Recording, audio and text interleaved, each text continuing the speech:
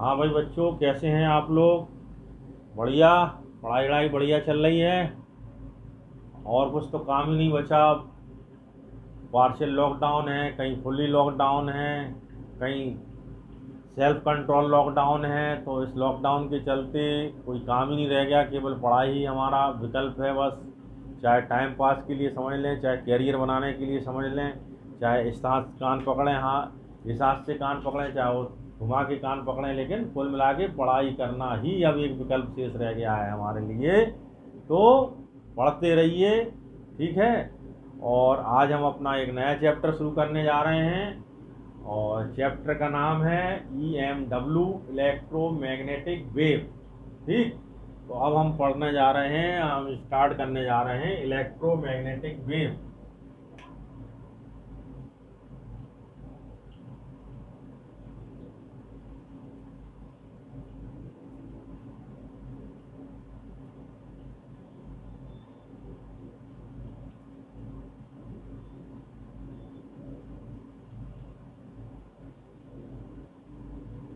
तो electromagnetic wave की खोज कैसे हुई, ये देखना है कि इलेक्ट्रोमैग्नेटिक वेव की खोज कैसे हुई। पहले जो है ये माना जाता था कि जितनी भी वेव हैं उनको मूव करने के लिए एक मीडियम की ज़रूरत होती है, और वो उस मीडियम के माध्यम से ही, उस मीडियम के थ्रू ही वो वेव मूव कर सकती हैं। ठीक है। तो जो हमारी सनलाइट है उसके लिए भी एक एक्सप्लेनेशन दिया गया था कि सनलाइट तो बीच में निर्वात होता है, बीच में जो है कोई मीडियम नहीं होता है, वैक्यूम होता है। तो उस वैक्यूम से पास होके सनलाइट हमारे पास कैसे पहुंचती है?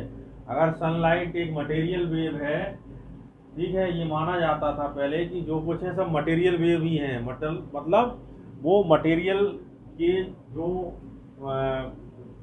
पार्टिकल्स होते हैं उनके मूवमेंट की वजह से वेव फॉर्मेशन होती है। तो सन भी एक मटेरियल वेव है, मतलब सनलाइट भी एक जो विजिबल लाइट है वो भी एक मटेरियल वेव है, ये माना गया था। तो मटेरियल वेव जो है हमारे तक कैसे पहुंचती है, तो उसके लिए ईथर कॉन्सेप्ट दिया गया कि एक मीडियम होता है ईथर, जिसकी डेंसिटी बहुत लो होती है। उस ईथर मीडियम की वजह से ये जो है हमारा सनलाइट हम तक पहुंचती है। लेकिन जैसे जैसे खोज होती गई, आगे चल के इलेक्ट्रोमैग्नेटिक वेव की खोज हुई, तब हमें पता चला कि इलेक्ट्रोमैग्नेटिक वेव भी कुछ होती हैं, और इलेक्ट्रोमैग्नेटिक वेव को जो है मूव करने के लिए कोई मीडियम की ज़रूरत नहीं होती है। इलेक्ट्रोमैग्नेटिक वेव जो है वैक्यूम में भी मूव कर सकती हैं, वैक्यूम में भी ट्रेवल कर सकती हैं। तो सबसे पहले ये देखा गया, इसमें दो चीज़ें समझ में आ रही हैं। इलेक्ट्रोमैग्नेटिक वेव यानी इसमें इलेक्ट्रिसिटी भी है और मैग्नेटिज्म भी है। तो अभी तक हम दोनों चैप्टर पढ़ चुके हैं, इलेक्ट्रिसिटी भी पढ़ चुके हैं, मैग्नेटिज्म भी पढ़ चुके हैं। तो हमने अभी देखा था कि इलेक्ट्रिसिटी से किस तरह से मैग्नेटिज्म या मैग्नेटिक फील्ड प्रोड्यूस होती है। तो साइंटिस्ट ने ये अंदाज लगाया कि जब इलेक्ट्रिसिटी से मैग्नेटिज्म प्रोड्यूस हो सकती है, तो मैग्नेटिज्म से भी इलेक्ट्रिसिटी प्रोड्यूस हो सकती है। ठीक है। यानी ये एक दूसरे से वाइस वर्सा कन्वर्ट हो सकती हैं, एक से दूसरे को कन्वर्टर हो सकता है। इसी बेस पे इलेक्ट्रोमैग्नेटिक वेव की थ्योरी जो है दी गई। तो पहले एक साइंटिस्ट थे ऑस्टर्ड, उन्होंने ये देखा कि एक जो करंट कैरिंग वायर है, ठीक है, तो करंट कैरिंग वायर के चारों तरफ इलेक्ट्रिक फील्ड प्रोड्यूस होती है। किस तरह से प्रोड्यूस होती है? इसकी चारों तरफ अगर ये हम एक सर्किल मान लें, तो इस तरह से मान लो ये होता है राइट हैंड थंब रूल होता है। तो राइट हैंड थंब रूल पे हमें जहाँ पर भी मैग्नेटिक फील्ड निकालना है, तो ये जो चारों तरफ उंगलियां लिपटी हुई हैं, इस पर हम टेंजेंट खींचेंगे तो वो मैग्नेटिक फील्ड की डायरेक्शन हो जाएगी। सपोज करो ये मैग्नेटिक फील्ड हमें राइट साइड में निकालना है बोर्ड के, तो राइट साइड में हम जब टेंजेंट खींचेंगे, ये लपटी हुई है उंगली, तो जब इसमें टेंजेंट खींचेंगे तो इनवर्ड जाएगी मैग्नेटिक फील्ड, यानी इस साइड पे मैग्नेटिक फील्ड किधर प्रोड्यूस होगी, इस साइड पे। इधर पे मैग्नेटिक फील्ड किधर प्रोड्यूस होगी, इस साइड पे। और इधर इसी तरह से इस तरफ, और बोर्ड के अंदर इस तरफ। कुल मिला के इस तरह से इलेक्ट्रिक फील्ड तो अब ये क्या है, कोई करंट फ्लो कर रही है, तो करंट किस वजह से फ्लो कर रही है, करंट इसलिए फ्लो कर रही है क्योंकि उसमें पोटेंशियल डिफरेंस है कुछ सिरों के बीच में। मान लो अगर यहाँ पे ये बैटरी हम कनेक्ट कर दें तो ये हाई पोटेंशियल इसका जो प्लेट है और ये लो पोटेंशियल प्लेट है, तो यहाँ से यहाँ तक क्या होगा, करंट इधर से इधर को जाएगी। मतलब क्या हो गया, करंट हाई पोटेंसी तो लो पोटेंसी फ्लो जो है फ्लो करेगी। मतलब क्या होगा, ये करंट किस वजह से फ्लो कर रही है, क्योंकि इसमें इलेक्ट्रिक फील्ड प्रोड्यूस हो रही।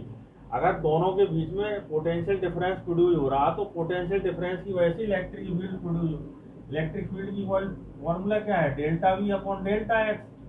ठीक, तो अगर डेल्टा वी है तो ई भी प्रोड्यूस हो रही है, उसमें इंटेंसिटी ऑफ इलेक्ट्रिक फील्ड जो होती है मतलब इलेक्ट्रिक फील्ड प्रोड्यूस हो रही। तो इलेक्ट्रिक फील्ड प्रोड्यूस हो रही, तो इलेक्ट्रिक फील्ड में क्या होता है कि जो इलेक्ट्रॉन होते हैं, इलेक्ट्रॉन में फोर्स लगता है। फोर्स किस डायरेक्शन में लगता है, इलेक्ट्रॉन का फोर्स जो होता है, पॉजिटिव चार्ज पे फोर्स जो होता है वो लगता है ई की डायरेक्शन में।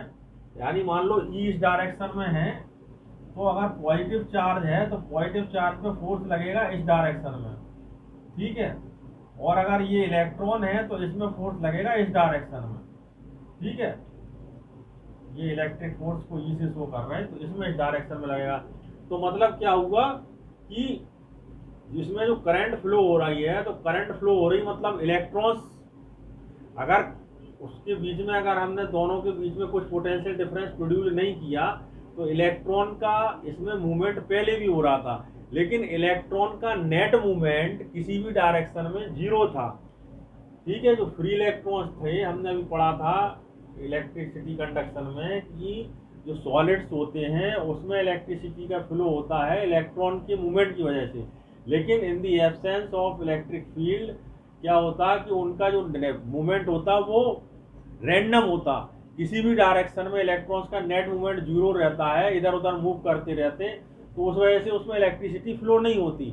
लेकिन जब हम उसके बीच में कुछ पोटेंशियल डिफरेंस प्रोड्यूस कर देते हैं उसके दोनों एंड्स के बीच में, तो इलेक्ट्रॉन्स इलेक्ट्रिक फील्ड की अपोजिट डायरेक्शन में फ्लो करने लगते हैं। तो करंट इलेक्ट्रॉन्स के मूवमेंट की अपोजिट डायरेक्शन में फ्लो करने लगती है। माने अगर इलेक्ट्रॉन्स इस डायरेक्शन में फ्लो कर रहे हैं तो करंट उसकी अपोजिट डायरेक्शन में फ्लो करने लगती। तो इस तरह से जब हमने इलेक्ट्रिक फील्ड प्रोड्यूस करी इसमें, और इलेक्ट्रिक फील्ड की वजह से इसमें जब करंट फ्लो करी इलेक्ट्रॉन के मूवमेंट की वजह से, तो उसमें क्या हुआ, उसमें मैग्नेटिक फील्ड प्रोड्यूस हो गई। मतलब ई से बी बन गई, इलेक्ट्रिक फील्ड से मैग्नेटिक फील्ड प्रोड्यूस हो गई इस तरह से, ठीक। तो ये देखा था साइंटिस्ट ऑस्टर्ड ने, ये ऑब्जर्वेशन था उनका। फिर जो है लेंज ऑफ फेराडे आए। लेंज ऑफ फेराडे ने क्या देखा कि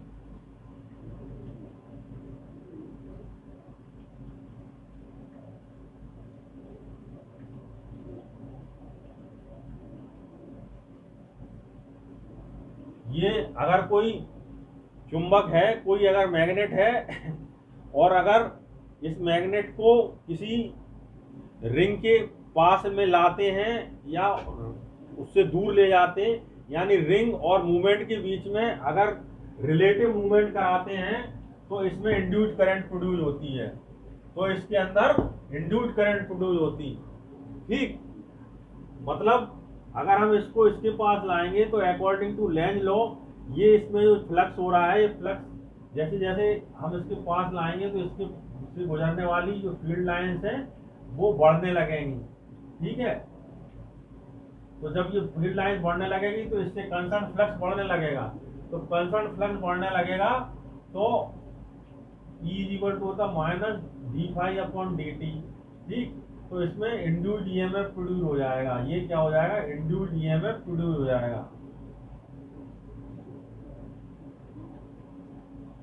तो इंड्यूस्ड ईएमएफ की वजह से इसमें इलेक्ट्रिक फील्ड प्रोड्यूस हो जाएगी। मतलब चेंज इन मैग्नेटिक फील्ड की वजह से, अगर हम किसी मैग्नेटिक फील्ड में चेंज करते हैं तो उससे इलेक्ट्रिक फील्ड प्रोड्यूस होती है, ठीक। ये फैराडे और लॉन्ज ने देखा था, ठीक है। और तो इस तरह से क्या हुआ, एक दूसरे से इसमें क्या होता, इलेक्ट्रिक फील्ड से मैग्नेटिक फील्ड और मैग्नेटिक फील्ड से इलेक्ट्रिक फील्ड प्रोड्यूस हो सकती है, ठीक है। लेकिन एक साइंटिस्ट थे मैक्सवेल, ठीक है। अभी तक 2 लॉ हमने पढ़े हैं,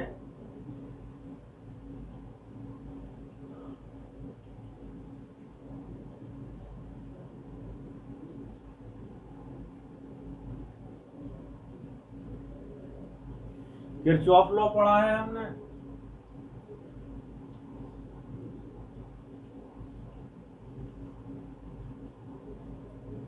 ठीक, किरचॉफ लॉ पढ़ा है।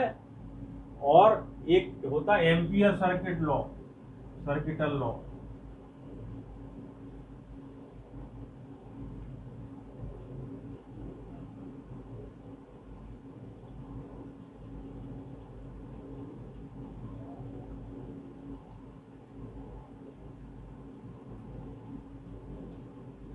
तो जब भी हम कोई भी सर्किट देखते हैं तो उस सर्किट में ये दोनों लॉ फॉलो होते हैं, ठीक। लेकिन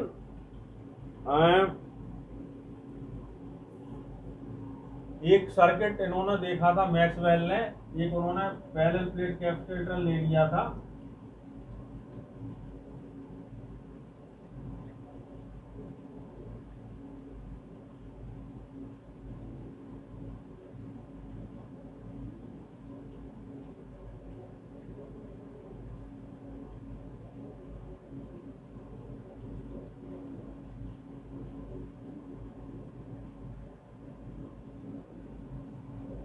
इन्होंने पैरेलल प्लेट कैपेसिटर ले लिया था। तो पैरेलल प्लेट कैपेसिटर में क्या था कि जब तक ये जिसमें ये करंट आई फ्लो कर रही थी, ठीक है, कंडक्शन करंट कहते हैं इसको, आईसी। तो यहां से जितनी करंट जा रही थी उतनी करंट यहां से लौट रही थी, ठीक है। लेकिन यहाँ पे बीच में कोई करंट दिखाई नहीं दे रही थी यहाँ पे, ठीक। तो ये एक्सप्लेन नहीं हो पा रहा था कि यहाँ से यहाँ करंट कैसे पहुंचती है। तो होता क्या था कि जैसे हमने इसको इस बैटरी से कनेक्ट किया, ठीक, तो जब बैटरी से कनेक्ट किया तो ये प्लेट इसकी चार्ज होगी, तो इसका चार्ज धीरे धीरे बढ़ेगा। तो जब चार्ज बढ़ेगा इसका, तो इसमें क्या होगा, इसमें ये कैपेसिटर को जब हम किसी ईएमएफ सोर्स से कनेक्ट करते हैं तो ये चार्ज होना शुरू होता है। सबसे पहले इस बैटरी पर, इस वाले प्लेट पर प्लस चार्ज आता है और इस पर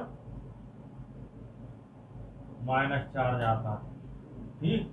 तो इसमें जो चेंज इन चार्ज होगा वो सपोज करो dQ/dt है, ठीक। तो जब ये फुली चार्ज हो जाएगा तो इस पर फिर ये सर्किट क्लोज हो जाएगा, मतलब इसमें से फिर कोई करंट फ्लो नहीं करेगी। लेकिन जब तक ये चार्ज हो रहा है तब तक ये इसमें करंट फ्लो कर रही। तो जब यहाँ ये करंट दिखाई दे रही और यहाँ कोई करंट दिखाई नहीं दे रही, तो समथिंग मिसिंग है, इधर पे कुछ ना कुछ मिसिंग है, जिसको कि एक्सप्लेन करना है कि यहाँ कौन सी चीज है, कौन सी करंट है जो इधर से निकलने वाली करंट को यहाँ पहुंचा रही है। तो इसके लिए जो है एम्पियर सर्किटल लॉ दिया था एम्पियर ने, ठीक। ये कोई लूप है क्लोज्ड, ठीक। तो क्लोज्ड लूप के एलोंग प्रोड्यूस होने वाला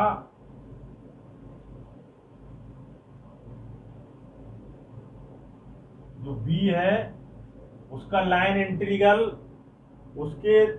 उसमें से थ्रेड होने वाली जितनी भी करंट हैं उनके सम के बराबर होता है। ये एम्पियर सर्किटल लॉ है, ठीक है। कोई अगर क्लोज्ड लूप है, ठीक है, और क्लोज्ड लूप के एलोंग जो है बी, ठीक, क्लोज्ड लूप के एलोंग बी जो काम कर रहा है, बी माने मैग्नेटिक फील्ड जो काम कर रहा, उसका लाइन इंटीग्रल वो उस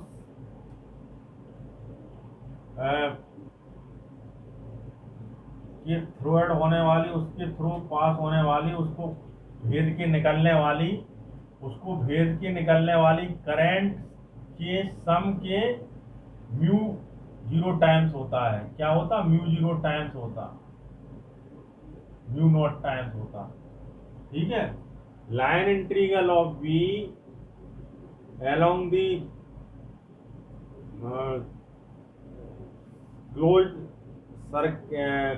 closed circuit, ठीक है, या equal to the mu 0 times of the sum of current threading through its, ठीक। इसके थ्रू पास होने वाली जो धाराएं हैं उनकी सम का म्यू 0 म्यू नॉट टाइम्स होता है उसकी जो है लाइन इंटीग्रल, उसके द्वारा प्रोड्यूस होने वाली बी का लाइन इंटीग्रल, ठीक। तो ये एम्पियर सर्किट लॉ था। अब एम्पियर सर्किट लॉ यहाँ पर क्या है, देखो यहाँ पे जो हमने इमेजिन करे सरफेस, ये A1 सरफेस और ये A2 सरफेस, ठीक है।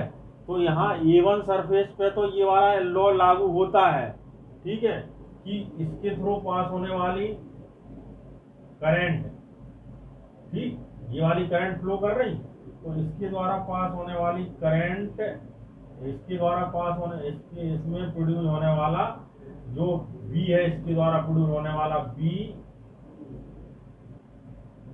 DI is equal to mu 0 IC conduction current. ये तो करता है, इसको एम्पियर सर्किटल लॉ के द्वारा एक्सप्लेन होता। लेकिन अगर यहाँ पे करंट देखें तो यहाँ पे तो कोई करंट फ्लो कर ही नहीं रही है, ठीक, यहाँ पे कोई करंट फ्लो कर ही नहीं रही, तो यहाँ पे क्या होगा, B DI is equal to mu 0 into current है 0, तो ये 0 हो गया, ठीक। तो ये पॉसिबल नहीं है, ठीक। तो इसको जो है एक्सप्लेन किया था उन्होंने, मैक्सवेल ने, ठीक है। तो उन्होंने फिर जो है करेक्टेड एम्पियर सर्किटल लॉ दिया था, ठीक है। मैक्सवेल एम्पियर सर्किटल लॉ कहते हैं जिसको। ये एम्पियर एक्सप्लेन नहीं कर पाए थे इसको, ठीक है। यहाँ पर इस सर्किट में एम्पियर सर्किटल लॉ अप्लाई नहीं, एक्सप्लेन नहीं हो पाया था, जिसको कि मैक्सवेल ने एक्सप्लेन किया, और उन्होंने फिर मैक्सवेल एम्पियर सर्किटल लॉ दिया, ठीक।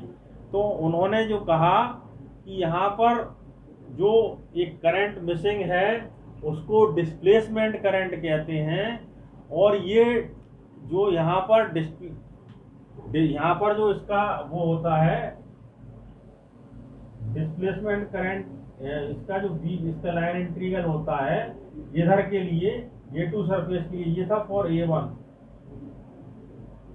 यहाँ पे फॉर A2 उन्होंने कहा नहीं 0 नहीं होगा, A2 के लिए होगा म्यू 0 ID, D जहाँ ID जहाँ पर है डिस्प्लेसमेंट करंट, डिस्प्लेसमेंट करंट,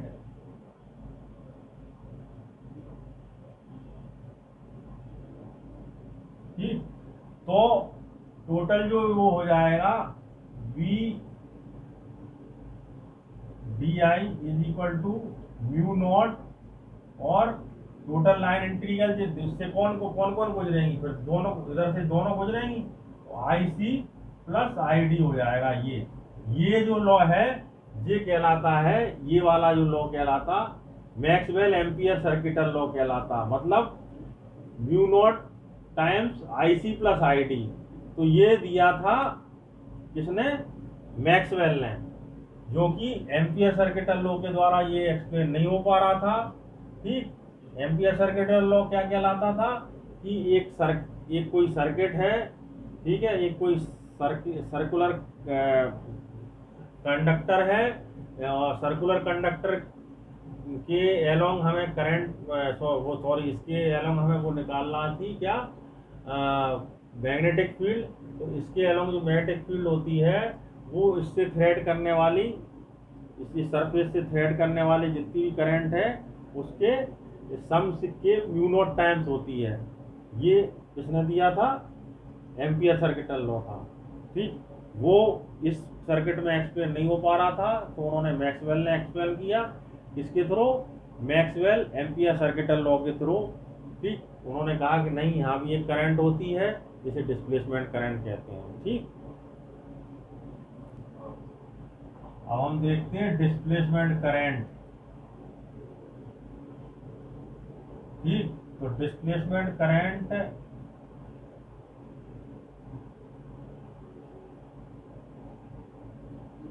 ये डिस्प्लेसमेंट करंट होगी आईडी, ये आईसी होगी।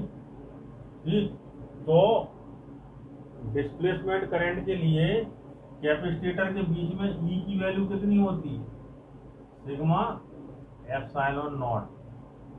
ठीक, और यहाँ पे क्यू चार्ज है, प्लस क्यू और माइनस क्यू।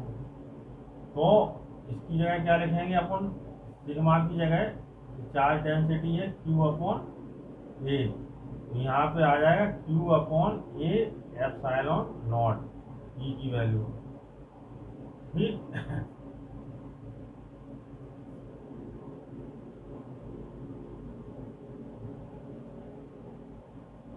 अब फाई की वैल्यू कितनी होगी, जो यहाँ पे फाई जिसमें चेंज हो रहा है, डी क्यू क्या हो रहा है, इसमें चेंज हो रहा ना, यहाँ पे क्या हो रहा, क्यू चेंज हो रहा लगातार, तो क्यू चेंज हो रहा तो इसकी वजह से इलेक्ट्रिक फ्लक्स प्रोड्यूस होगा, ये होगा electric flux not magnetic flux, ये होगा E into A.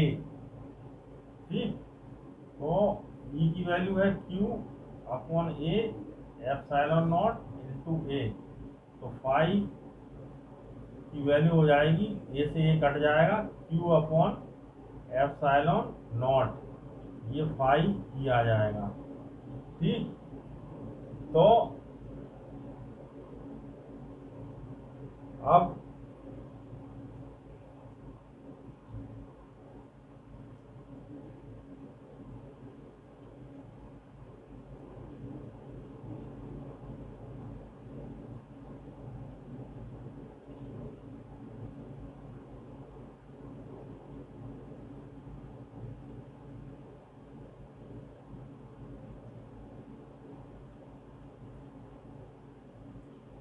E equal to क्या होता, d phi upon d t. ठीक है, इंड्यूस्ड ईएमएफ कितना होता है, d phi upon d T.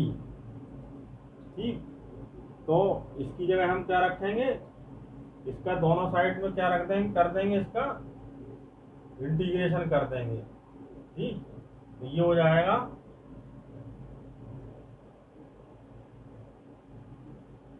D phi upon d t is equal to 1 upon epsilon naught, जो कांस्टेंट है, d q upon d t. ठीक, तो ये जो d q upon d t है ये किसके बराबर हो जाएगा, ये जो d q upon d t है ये किसके बराबर हो जाएगा, ये जो चेंज होगा इसके चार्ज में, उसी से डिस्प्लेसमेंट करंट बनेगी, यानी D q upon d T की वजह से ही डिस्प्लेसमेंट करंट बनेगी। तो ये इधर कितना हो जाएगा, d phi d t is equal to 1 upon epsilon naught into I d. तो यहाँ से आई डी की वैल्यू क्या हो गई,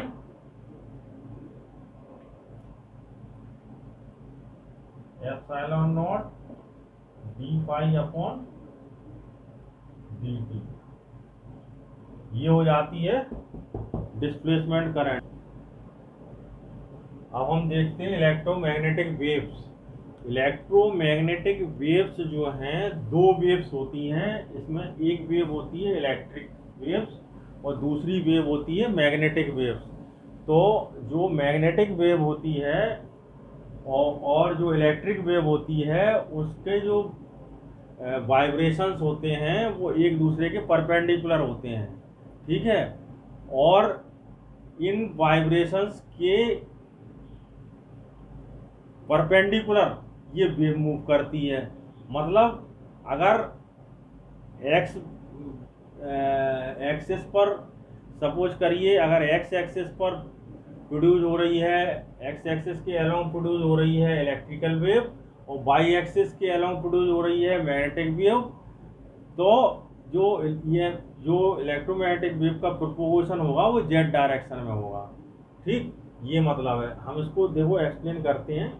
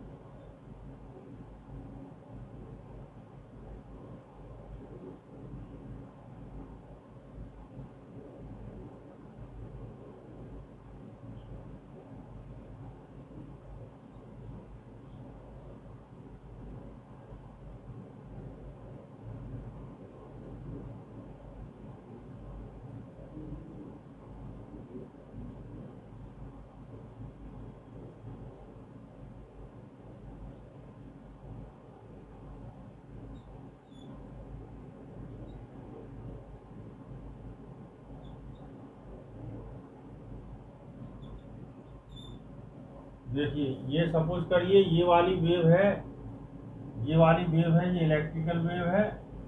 ये वाली सपोज करिए ये मैग्नेटिक वेव है। और ये इसमें जो वेव प्रोड्यूस हो रही हैं वो एक दूसरे के परपेंडिकुलर प्रोड्यूस हो रही हैं। मतलब सपोज करो अगर इलेक्ट्रिकल वेव प्रोड्यूस हो रही है इस तरह से, ठीक, तो मैग्नेटिक वेव प्रोड्यूस होगी इस तरह से, ठीक है। ये इलेक्ट्रिकल वेव है, ये मैग्नेटिक वेव है, ठीक। इस तरह से ये जो है मैग्नेटिक वेव चल रही और ये इलेक्ट्रिकल वेव चल रही। ये मैग्नेटिक वेव चल रही, ये इलेक्ट्रिकल वेव चल रही। और ये किस तरह से मूव कर रही है, ये दोनों परपेंडिकुलर डायरेक्शन में मूव कर रही है, इसके मूवमेंट के परपेंडिकुलर डायरेक्शन में। मतलब सपोज करो ये है इलेक्ट्रिकल वेव, ये है मैग्नेटिक वेव। ये यूं हिल रही है, ये यूं इसके इस तरह से प्रोड्यूस हो रही, ये इस तरह से प्रोड्यूस हो रही और ये इस डायरेक्शन में प्रोड्यूस हो रही। माने ये अगर एक्स एक्सिस में है, ये वाई एक्सिस में है, तो दोनों प्रोपोगेट करेंगी जेड एक्सिस में, ठीक। तो इसमें एक चीज और समझने की है कि इसमें जो मीडियम होते हैं, अगर सपोज करो इसमें जो वेव प्रोड्यूस होती है, सॉरी हम मीडियम की बात करें, मीडियम तो होता ही नहीं है इनमें, जो इसमें वेव प्रोड्यूस होती हैं वो वेव प्रोड्यूस होती हैं अलग अलग। इनका इलेक्ट्रिकल वेव का भी अलग है और मैग्नेटिक वेव का भी अलग है। इलेक्ट्रिक वेव जो प्रोड्यूस होती हैं वो इलेक्ट्रिसिटी, जो डायरेक्शन ऑफ इलेक्ट्रिक फील्ड है उसी प्लेन में प्रोड्यूस होती हैं, ठीक। जो इलेक्ट्रिकल वेव प्रोड्यूस होंगी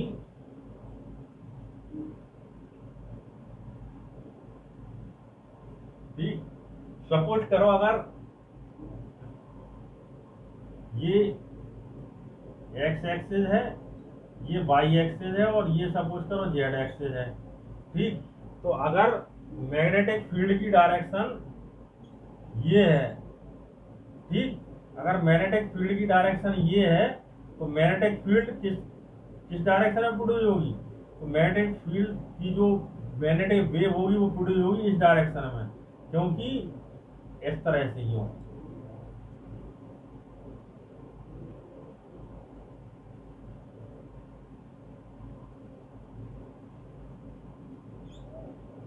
ठीक। और इलेक्ट्रिक फील्ड किस डायरेक्शन में प्रोड्यूस होगी, मतलब डायरेक्शन छोड़ो, प्लेन की बात करें। जो प्लेन होता है, मान लो इसका प्लेन ये है, मैग्नेटिक फील्ड का प्लेन ये है, ठीक, ये प्लेन है मैग्नेटिक फील्ड का, तो इस प्लेन के परपेंडिकुलर प्लेन में वेव प्रोड्यूस होगी। ठीक, और जो इलेक्ट्रिक फील्ड का प्लेन है जो उसी प्लेन के अलोंग इलेक्ट्रिक फील्ड प्रोड्यूस होगी। दोनों वेव्स में इतना अंतर है कि जो प्लेन होता है, जिस प्लेन पर इलेक्ट्रिक फील्ड काम करती है, उसी प्लेन के अलोंग जो इलेक्ट्रिकल वेव प्रोड्यूस होगी, और जिस प्लेन के अलोंग मैग्नेटिक फील्ड काम करती है, उस प्लेन के परपेंडिकुलर डायरेक्शन में मैग्नेटिक वेव प्रोड्यूस होगी। और ये दोनों प्रोपोर्ट करेंगी इन दोनों डायरेक्शन के परपेंडिकुलर डायरेक्शन में, यानी जेड एक्सिस के डायरेक्शन में। दूसरी चीज, ये दोनों वेव जो होती हैं वो ट्रांसवर्स वेव होती हैं। दो वेव पढ़ी थी हमने, लॉन्गिट्यूडनल वेव्स और ट्रांसवर्स वेव। लॉन्गिट्यूडनल वेव्स और ट्रांसवर्स वेव में क्या अंतर था?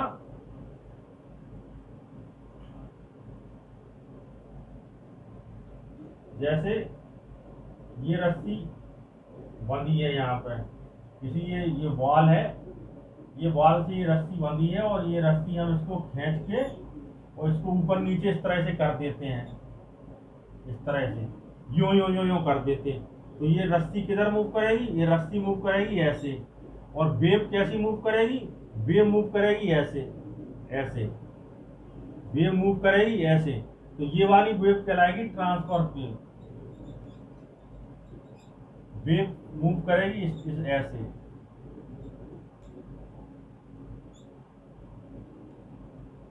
ठीक, वेव इस तरह से मूव करेगी, तो ये ट्रांसवर्स वेव कहलाएगी। मतलब ये मटेरियल वेव की बात कर रहे हैं, ये तो मटेरियल वेव होती नहीं, हम समझाने के लिए बता रहे हैं कि लॉन्गिट्यूडनल और ट्रांसवर्स वेव क्या क्या होती हैं। आप लोगों ने 10th में पढ़ा था कि लॉन्गिट्यूडनल वेव वो होती हैं जिसमें वेव प्रोड्यूस होती है उसी डायरेक्शन में जिस डायरेक्शन में मीडियम के पार्टिकल ऑसिलेट करते हैं, उसी डायरेक्शन में वेव प्रोड्यूस होती है। और ट्रांसवर्स वेव वो होती हैं जिसमें मीडियम के पार्टिकल जिस डायरेक्शन में ऑसिलेट करते हैं उसकी परपेंडिकुलर डायरेक्शन में वेव प्रोड्यूस होती है, वो ट्रांसवर्स वेव होती है। तो ये इलेक्ट्रिक और मैग्नेटिक वेव दोनों ही एक तरह से ट्रांसवर्स वेव की तरह बिहेव करती हैं। ठीक, अब ये इलेक्ट्रिक और मैग्नेटिक वेव हमने समझ लिया कि इलेक्ट्रिक वेव और मैग्नेटिक वेव में दो वेव होती हैं, और दोनों की स्पीड कितनी होती है? दोनों की स्पीड मिला के सी की स्पीड से मूव करती हैं, c × 10⁸, यानी लाइट की स्पीड से मूव करती हैं जी। और ये दोनों वेव्स एक दूसरे के परपेंडिकुलर होती हैं, यानी एक में अगर एक वेव बनती है इस डायरेक्शन में, तो एक वेव बनेगी इस डायरेक्शन में, मतलब बनेगी नहीं, एक जो है एक में ऑसिलेशन, अगर एक वेव के ऑसिलेशन अगर इस डायरेक्शन में होंगे तो दूसरे के ऑसिलेशन इस डायरेक्शन में होंगे, ऐसे ऐसे, और ये बढ़ेगी ऐसे जेड एक्सिस की डायरेक्शन में। ठीक है, अब इसकी प्रॉपर्टी हम नेक्स्ट क्लास में देखेंगे, EMFW की, और इसका स्पेक्ट्रम भी नेक्स्ट क्लास में देखेंगे। ठीक।